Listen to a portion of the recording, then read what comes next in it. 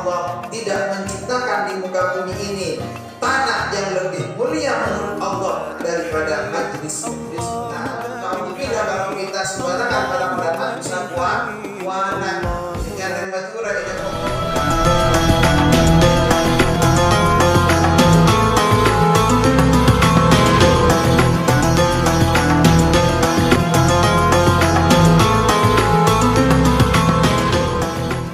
Assalamualaikum warahmatullahi wabarakatuh.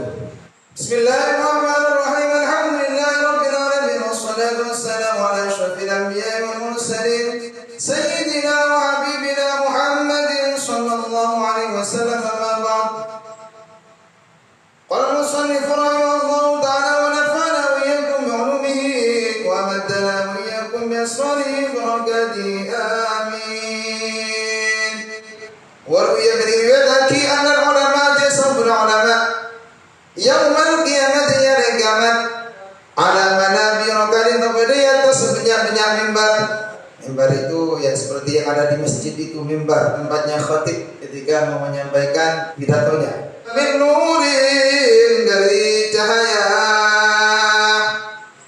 Jadi ada sebuah riwayat yang menjelaskan bahwa kelak para ulama Allah siapkan mereka itu di akhirat mimbar yang terbuat dari cahaya, bukan dari kayu jati ya, dari cahaya.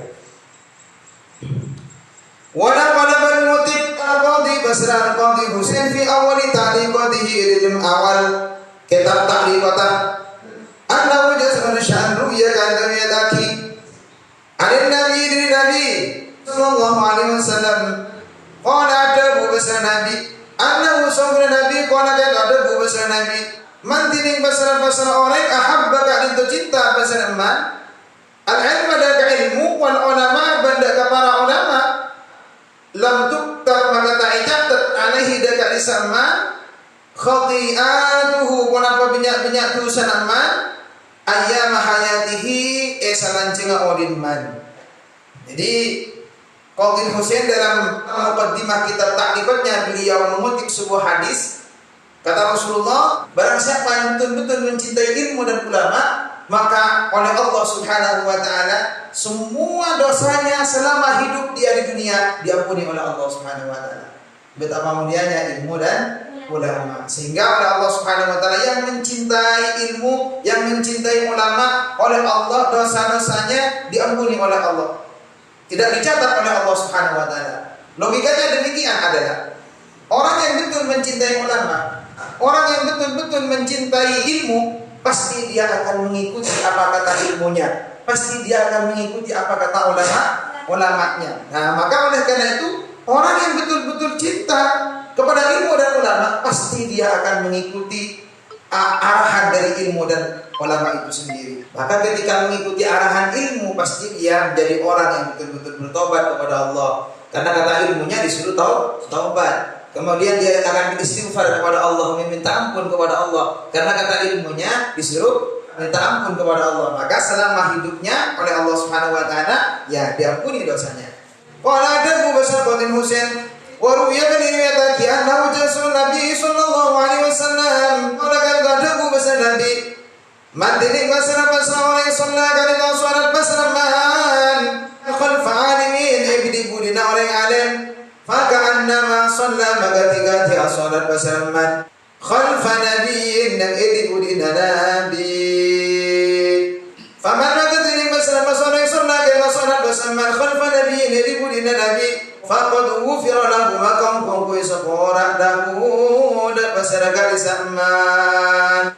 Jadi ini betapa mulianya ulama itu ya. Sehingga kata Rasulullah, barang siapa yang bermakmum kepada ulama, bermakmum kepada orang alim, maka seakan-akan dia bermakmum kepada Nabi. Maka barang siapa yang bermakmum kepada Nabi, maka dia ghufira lahu, dosanya diampuni oleh Allah Subhanahu wa taala. Ya Allah, makanya rajin-rajinlah salat berjemaah, terutama salat berjemaah dengan orang alim, dan kita menjadi makmumnya. Biarkan orang alim menjadi imamnya. Kenapa? Karena mereka warasatul anbiya, sehingga kita insyaallah diampuni dosa-dosanya oleh Allah. Amin Allahumma amin. Kita memang tidak nutut pada masa Rasulullah. Kita enggak nutut Rasulullah, tapi Rasulullah meninggalkan para pewarisnya. yaitu siapa? Ulama. Maka otomatis orang yang bermakmum kepada ulama, maka seakan-akan dia bermakmum di belakang Nabi. Dan insyaallah dosanya diampuni. Wa fi hadits Abi Dzar hadits Abi Dzar radhiyallahu anhu annahu dara majlis dzikrin. Tiring saung kuna hadir dalam majlis zikir. Afdalu kadin talib utama min salati alfi rakatin ekaten bangsiku ekaten bangsalat saygu rakaat wa syuhudi alfi janazatin man yaksam saygu janazah wa iyadati alfi maridin man nyapot saygu orang sakit. Subhanallah, ini hadir ke majlis zikir. Kemarin dijelaskan majlis zikir utama diantaranya adalah majlis yang di situ diterangkan tentang mana yang halal, mana yang haram, mana yang baik, mana yang buruk, mana yang pantas, mana yang tidak pantas. Itu majlis zikir namanya. Yang hadir ke majlis zikir afdalu min salati bi alfi rakaatin, itu lebih utama daripada salat 1000 kali. Mampu enggak salat 1000 kali? Tarawih saja kita minta ampun. Makanya ayo rajin-rajinnya hadir ke majelis zikir. Insyaallah maka kita akan mendapat keutamaan lebih utama dari 1000 rakaat. Bahkan wa syuhudi alfi janazatin, lebih utama daripada menyaksikan 1000 jenazah. Mana kita temukan 1000 jenazah di sini? Wah. Jadi kemudian wa iyadati alfi maridin, dan lebih utama dari menjenguk 1000 orang sakit. Masa kita mau pergi ke rumah sakit jenguk 1000 orang tiap harinya?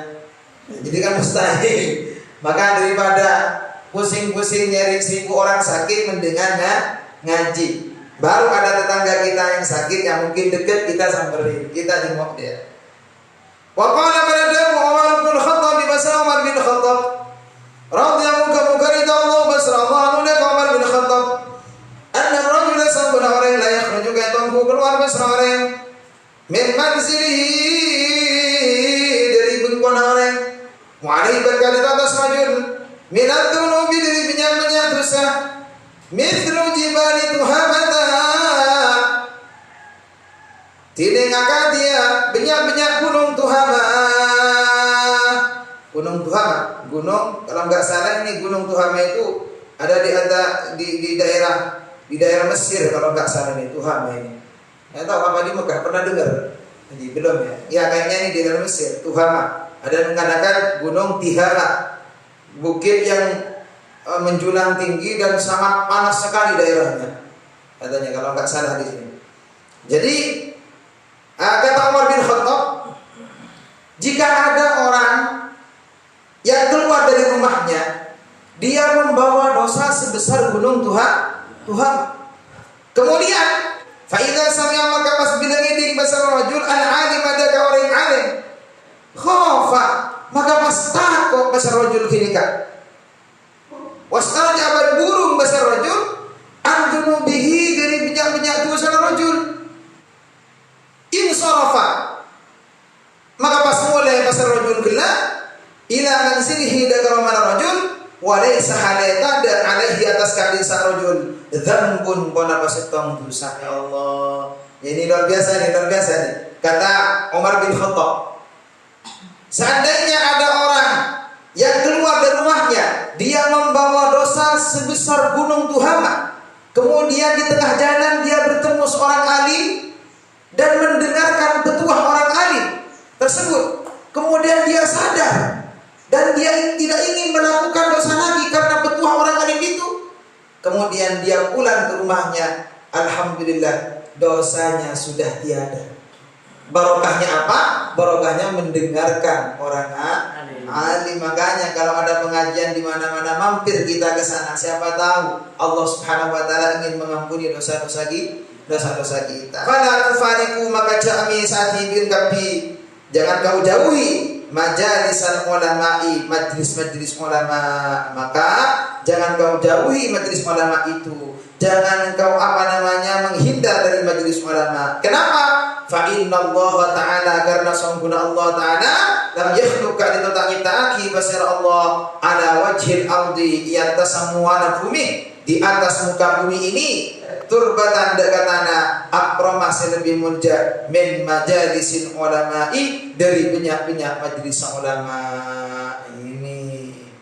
Jadi kata Sayyidina Umar bin Khattab, maka janganlah kalian itu menjauh dari majelis ulama, karena sesungguhnya Allah tidak menciptakan di muka bumi ini tanah yang lebih mulia menurut Allah, tanah yang lebih mulia di sisi Allah daripada majelis-majelis ulama. Dimanapun majelis ulama, maka disitulah tanah yang paling mulia di sisi Allah Subhanahu wa taala. Mana palaban mengutip Syarah Syahi masalah Syarah Syahi Al-Maliki sebab Maliki fi awal kitab yang awal kitab Syarah Syahi. Namanya mana kitab? Nazm ad-Durari, tegasan Nazm ad-Durar karya Syarah Syahi. Beliau di awal kitab Nazm ad-Durarnya beliau mengutip hadis dari Nabi sallallahu alaihi wasallam. Qala ada bersama Nabi, man 'azzama al-'alima fa innama yu'azzimu Allah ta'ala. Man tiling bersama seorang 'azzama kali mengagungaki bersama al-'alim ada orang alim fa innama yu'azzimu Allah, maka percuma mengagungaki bersama fa innama yu'azzimu, maka percuma mengagungaki bersama Allah ta'ala dan Allah ta'ala, Allah ta'ala dan Allah ta'ala. Barang siapa yang mengagungkan orang alim, maka sesungguhnya dia sebetulnya telah mengagungkan Allah Subhanahu wa taala. Wa man tahawana bil alimi wa man tidin basara-basara tahawana ka itu meremehkan basaraman, tahawana ka itu meremehkan merendahkan basaraman bil alimi terhadap orang alim, bil alimi kalaban orang alim, fa innama dzalika maka percuma tidin ka disa pada tahawun, fa innama dzalika maka sepercuma tidin ka disa tahun istighfafun ka dinto pada paiki menganggap meremehkan, istighfafun ka dinto meremehkan billahi ta'ala terhadap Allah ta'ala kalaban Allah ta'ala wa rasulihi berutusna Allah. Makanya ulama itu dianugerahi berkah oleh Allah. Namun naudzubillah kalau kita sembarangan pada ulama bisa kualat secandeng matura ejapok tolak. Maka kenapa? Kata Nabi di sini, orang yang menggabungkan orang alim maka dia berarti mengagungkan Allah. Sebaliknya orang yang menghina orang alim maka seakan-akan dia menghina Allah dan Rasulnya, menghina Allah dan Rasulnya.